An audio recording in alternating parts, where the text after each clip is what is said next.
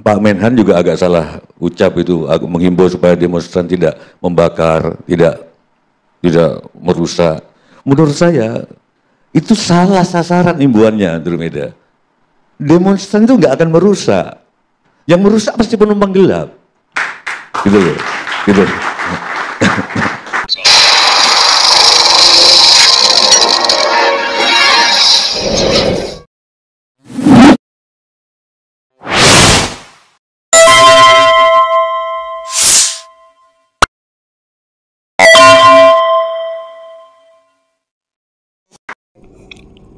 Assalamualaikum warahmatullahi wabarakatuh. Ya, dengan sangat jelas Sujiwo Tejo menunjuk siapa dalang aksi demo yang rusuh kemarin. Tapi tentu saja, sebagai seorang seniman, sebagai seorang dalang, dia menjelaskan dengan cara kiasan. Namun tak bisa dibantah kemana rujukan dia, siapa yang ditunjuknya sebenarnya. Karena kalau kita lihat nanti penjelasan dari Sujiwo Tejo, ini mirip dengan penjelasan kita selama ini. Ada istilah Wakanda, ada istilah Konoha. Di sini juga semacam kiasan yang dibuat oleh Sujiwo Tejo. Karena barangkali aja sama dengan zaman Orde Baru itu, kalau kita menunjuk sesuatu yang akan mengkhawatirkan rasanya, kita memakai kiasan. Dan seorang seniman ini rata-rata memakai logika. Kenapa saya katakan seorang seniman ini logikanya jalan? Perhatikan pertama-tama tadi, Sujiwo Tejo membedakan demonstran dengan para perusuh. Itu berbeda jauh. Demonstran adalah demonstran, perusuh adalah perusuh. Ini sama dengan Prabowo. Para perusuh bukanlah demonstran. Demonstran murni yang baik justru oleh aparat harus dilindungi. Hak menyampaikan pendapat dijamin oleh undang-undang. Tapi ada ketentuannya. Demonstrasinya harus damai, harus sesuai undang-undang. Jadi undang-undang mengatakan kalau mau demonstrasi harus minta izin, dan izin harus dikasih, dan berhentinya jam 18.00. Tapi ada sekelompok orang ini yang kita lihat di terencana ini, datang ke suatu tempat bukan berasal dari situ, mau membakar, mau merusak, dan menciptakan amarah rakyat, menyerang. Kalau ada korban, yang benar-benar salah adalah yang buat kerusuhan. Sampai rakyat tidak berdosa, korban. Dan polisi sudah tegas menindak anggotanya yang mungkin keliru. Ini sedang diselidiki. Kalau ada kesalahan, akan ditindak. Di Sulawesi Selatan 4 ASN, orang tidak bersalah, orang tidak berpolitik, korban. Gedung DPR dibakar. Ini tindakan-tindakan makar ini. Ini bukan penyampaian aspirasi, ya. Pernyataan makar dari Presiden Prabowo ini malah menguatkan siapa dalang yang dimaksud oleh Sujiwo Tejo. Karena begini kawan-kawan, kalau seseorang sudah merencanakan menurut Prabowo akan makar, akan mengambil kekuasaan, tentu saja orang atau dalang yang membuat kerusuhan, ini yang dimaksud oleh Pak Prabowo ini, sudah mengukur dirinya bisa mengambil kekuasaan tersebut, punya kemampuan untuk mengambil kekuasaan tersebut, punya kekuatan untuk menghitung sampai di mana kemampuan dia untuk menjatuhkan Prabowo. Kalau kita pikir-pikir di Republik ini, siapa yang punya kemampuan untuk itu? Namun sebelum lebih jauh, kita lihat kenyataan di lapangan lebih dulu. Kami ini turun ke jalan dengan melakukan konsolidasi, dan kami turun dengan tertib menyuarakan apa yang menjadi aspirasi masyarakat, apa yang menjadi keresahan masyarakat.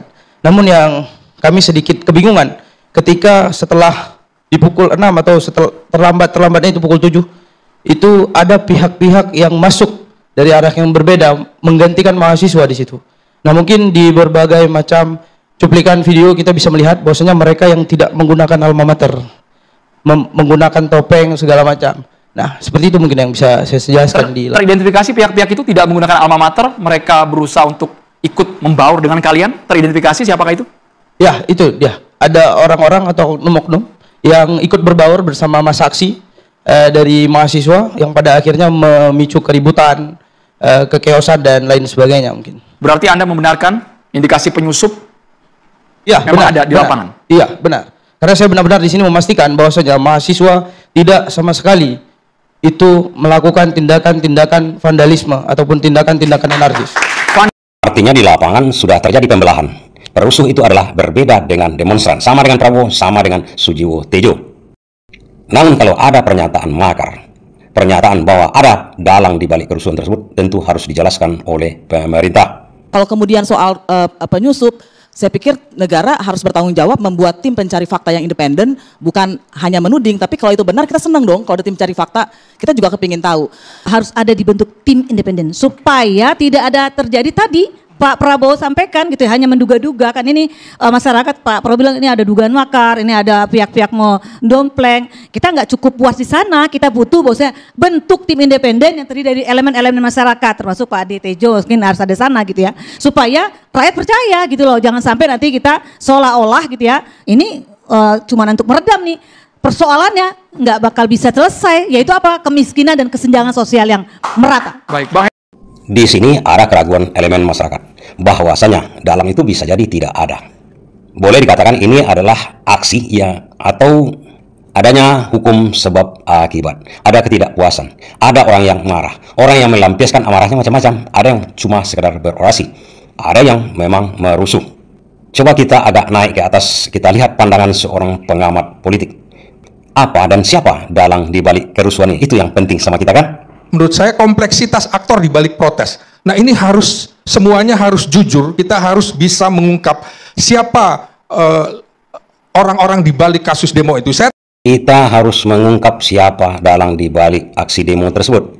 Pertanyaan kita kepada pengamat ini, kalau dalangnya tidak ada, bagaimana mengungkapnya? Tapi sebagai pertimbangan kita dengarkan terus kata Slamet Ginting ini. Kemudian mengidentifikasi paling tidak ada 5 aliran elit dan kepentingan. Pertama, oligarki. Kedua, elit politik yang tertekan menjelang reshuffle kabinet ini. Kemudian juga civil society, kemudian juga ada elit global, tidak bisa dilepaskan. Membahas politik dalam negeri pasti ada kaitannya dengan hubungan internasional, ada pihak asing di situ. Dan juga kelompok oportunis bayaran yang bersatu di jalanan dalam bentuk koalisi ad hoc. Karena ada tambah rumit kalau kita dengarkan pengamat politik. Yang pembakar pasti penumpang gelap. Apa buktinya Jiwo Tejo ngomong gitu? Ya buktinya demonstran itu kerjanya demo. Kalau pembakar ya bakar gitu. Mereka bukan demonstran berarti. Berarti kalau nggak bakar sate ya bakar gedung.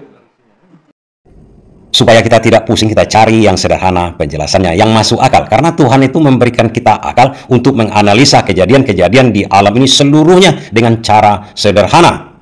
Bahkan dalam Islam, Al-Quran itu bisa dipahami oleh orang yang paling sederhana logikanya. Karena logika yang paling sederhana itu adalah kebenaran. Dan biasanya orang yang sadar dengan agamanya, sadar bahwa kitab-kitab suci itu adalah perintah-perintah sederhana yang bisa termakan oleh akal dan bisa kita kerjakan. Mungkin kita condong kepada Ustadz yang berikut ini. Karena kalau menuduh dalang, itu artinya kalau kita tidak bisa membuktikan itu adalah fitnah, itu berprasangka buruk. Berprasangka buruk dilarang dalam agama. Kita ini sering merespon kalau ada kerusuhan. Ketika diajak bicara baik-baik kan tidak pernah ditanggapi. Ketika ada kerusuhan di sana sini, akhirnya kan kita meresponnya. Sekarang kita tanya, apakah mahasiswa yang menyampaikan tuntutan itulah yang diterima atau karena kerusuhan di mana-mana? Faktanya karena kerusuhan di mana-mana baru minta maaf, baru memperbaiki, baru dipecat, baru nonaktifkan dan seterusnya. Meskipun istilah nonaktif masih diperdebatkan ya. Nah saya khawatir kita punya tradisi bangsa ini mau merespon kalau itu ada huru-hara. Tapi ketika ada orang baik-baik tidak mau meresponnya dengan baik-baik. Banyak umpamanya tentang kesenjangan-kesenjangan tentang ekonomi lah yang paling mudah. Tentang wamen yang menjadi komisaris. Ya, kok orang yang sudah punya jabatan masih ditambah lagi. Kemudian orang-orang yang nggak mendapat pekerjaan, punya kemampuan yang cukup, tidak karena ijazah Pak Tejo, tapi memang punya kemampuannya ada dan ijazahnya ada, mereka kesulitan mencari hidup. Nah, mau ini membentengi, mau demokrasi, kalau orang lapar demokrasinya apa Pak? Di seluruh dunia itu yang anarkis bukan karena persoalan bagi-bagi sosial atau politik Pak, tapi ketika soal perut itu nggak bisa lagi dia bisa soal politik itu. Anak nangis, mau bayaran, nggak ada LPG, nggak ada bumbu tadi. Apa yang bisa diajak soal demokrasi Pak? Nggak bisa diskusi Pak, puyeng itu sudah. Dan itu yang bisa melahirkan anarkis. Maka ketika krisis ekonomi, ketidakadilan ekonomi berimbas juga pada ketidakadilan politik dan sosial, pasti negara itu kacau.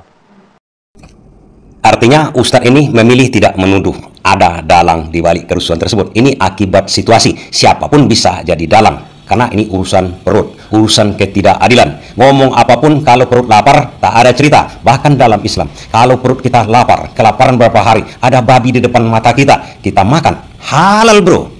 Kan sederhana penjelasan dari Ustadz itu. Tapi Ustadz ini kan tidak menjelaskan juga. Artinya dia mengatakan, tak ada dalang pun ini bisa terjadi. Apalagi seperti kata Sujiwo Tejo berikut ini, ada dalang yang dikiaskannya. Tapi apakah kita percaya ini ada dalang atau tidak? Terakhir kita ambil kesimpulannya. Dan anehnya kebakarannya kok jadi terlokalisir ya, kok nggak meluas ya. Berarti ahli banget ini Pak, yang bakar gitu loh. Ada ilmunya. Dan kebetulan saya suka, nggak tahu di Aceh pasti ada kesenian rakyat, kalau di Jawa ada kesenian rakyat namanya jakat tingkir. Jakat tingkir itu supaya dia dapat kedudukan, kekuasaan, dia dilengserkan oleh seorang sultan. Tiba-tiba dia membuat kerbau itu ngamuk di mantra-mantrai, disebut kebuan Danu, Maison Danu, dia ngamuk di Demak. Nggak ada yang bisa menyelesaikan kecuali dia sendiri. Setiap kali ada kebakaran-kebakaran ini, saya selalu ingat jangan-jangan ini yang bikin adalah orang yang dia sendiri yang bisa menyelesaikan. Dia sendiri yang bisa menyelesaikan. Dia yang punya. Ya jakat tingkir tadi ada kerbau, ini di kupingnya dikasih tanah lempung, terus dikasih mantra-mantra, ya itu kan perumpamaan aja kan. Wah itu ngamuk. Nggak ada petinggi yang bisa menyelesaikan kecuali jakat tingkir. Kita selalu waspada gitu teman-teman. Jadi saya setuju sama Ikram tadi. Mungkin sore sudah pulang, tapi ada penyusup, tapi terus pemberitaannya ada kebakaran. Terus ada imbauan, nanti jangan bakar-bakar, jangan. Kalau mengimbau gitu, mestinya saya usul ke Pak Mas Kodari, para pembakar jangan ngebakar ya, bukan para demonstran. Demonstran nggak gitu. Artinya di sini ada pendemo, ada perusuh yang terpisah. Tapi pertanyaan kita, pendemo itu kan bisa juga perusuh kan? Apalagi tadi dibatasi oleh Pak Prabowo sampai cuma jam 6. Dan mahasiswa pun sudah mengatakan dia demo sampai jam 6 saja. Setelah itu digantikan oleh orang lain. Pertanyaan kita tahun 1998 dulu, demo yang rusuh itu siang hari, pagi hari malahan. Ini agak bingung kita menyikapi hal ini. Dan kawan-kawan bisa simak siapa dan apa yang dimaksud oleh Sujiwo Tejo. Itu lebih sederhana lagi penjelasan dia. Cuma saya tak mengerti siapa yang dimaksud oleh Sujiwo Tejo tersebut. Saya kayaknya lebih paham, lebih mengerti, dan lebih yakin dengan ucapan Ustadz tadi. Ada atau tidak ada dalangnya, kalau itu keadaannya, itu kejadiannya, perut lapar, apapun yang terjadi, terjadilah. Kalau saran kita, pemerintah nggak usah cari-cari dalang lah. Perbaiki aja masalahnya semua. Pertanyaan kita, kalau kita cari dalangnya, masalahnya tidak diselesaikan, muncul dalang-dalang baru. Apalagi sebenarnya dalang itu tidak ada, cuma diada-adakan. Misalnya, sibuk terus-menerus mencari dalang. Akhirnya yang ditangkap bukan dalang, bukan, dicari-carilah supaya ada dalang begitu. Yang korban ya macam-macam. Ada yang ditangkap karena penghasutan, ada yang ditangkap dituduh mendalangi, padahal dia bukan dalang. Artinya ada penyusupan juga untuk mentersangkakan orang lain daripada tambah parah. Akibatnya apa? Begitu orang lain ditersangkakan, dituduh penyusup, dituduh dia adalah dalang, sebenarnya dia tidak menjadi dalang tersebut, kepercayaan kepada pemerintah tambah runtuh. Karena kan sangat jelas yang dikatakan oleh Ustadz tersebut. Kalau ceritanya damai-damai aja, orasinya nggak pernah didengar oleh pemerintah. Akibatnya apa? Siapapun nanti, kalau tidak didengar oleh pemerintah, kebetulan tuntutannya itu benar, dan sudah lama, itu suci tuntutannya, apa yang terjadi? Nggak bisa dengan cara lunak, kalian nggak bisa dengan cara ngomong, agama memerintahkan, kalau ada kemampuan, ya hantam dengan kekerasan, dengan fisik, bukan kekerasan maksud saya. Agama kita ini Islam mengatakan, kalau tidak bisa mencegah sesuatu kejahatan, cegahlah dalam hati saja. Kalau bisa, cegahlah dengan kata-kata. Kalau lebih mampu lagi, cegahlah dengan perbuatan. Maksud mahasiswa itu untuk memperbaiki keadaan, sama juga dengan pemerintah untuk mensejahterakan rakyat. Namun caranya berbeda-beda. Pemerintah katanya begini, menurut mahasiswa begini. Tak didengar oleh pemerintah. Kan itu ya komunikasi sebenarnya kan. Makanya agama menyuruh membicarakan. Pemerintah pun harus menerima masukan. Jangan sok-sok juga mengatakan ada dalang. Kalau kalian demo, nggak kami dengarkan. Persetanlah demo-demo begitu. Akibatnya apa? Sejarah tahun 1998 menjelaskan kepada kita yang sudah tua-tua ini bahwa kalau tidak didengarkan selama 32 tahun oleh Soeharto, kehendak rakyat, kemauan rakyat, dia akan dilengsarkan. Dan kalau sekarang masanya sangat cepat, cepat sekali. Sekarang ini kalau kita mau ke London itu cepat. Kalau dulu zaman-zaman dulu itu butuh waktu, atau naik haji, butuh waktu 3 bulan sampai di Mekah. Sekarang udah 8 jam sampai di Mekah. Nah begitu juga Soeharto membutuhkan 32 tahun untuk dilengsarkan. Kalau ini tidak didengarkan oleh Prabowo, sibuk mencari dalang, sibuk mencari kambing hitam, di mana kalau kambing hitam itu sebenarnya adalah kambing putih, sehingga tambah membuat legitimasi dia di mata masyarakat bertambah hancur. Begitu ditangkapnya orang yang dituduh dalang, akhirnya apa? Orang tambah banyak membencinya, sementara persoalan tidak diselesaikannya. Apa yang terjadi? Tidak butuh waktu 32 tahun untuk Prabowo jatuh. Cukup setahun aja bisa-bisa lengser. Dan semoga ini didengar oleh Prabowo. Fokuslah menyelesaikan masalah. Jangan sibuk mencari dalang atau kambing hitam tersebut. Yang bisa-bisa seperti kata Sujiwo Tejo, bukan di mana-mana, tapi ada di mana-mana. Hati-hati dalam keadaan seperti ini, hati-hati terhadap sengkuni. Di mana ada sengkuni, di situ ada fitnah, di situ panas, dan di situ ada gejolak. Hati-hati, di sekitar kita banyak sengkuni. Saya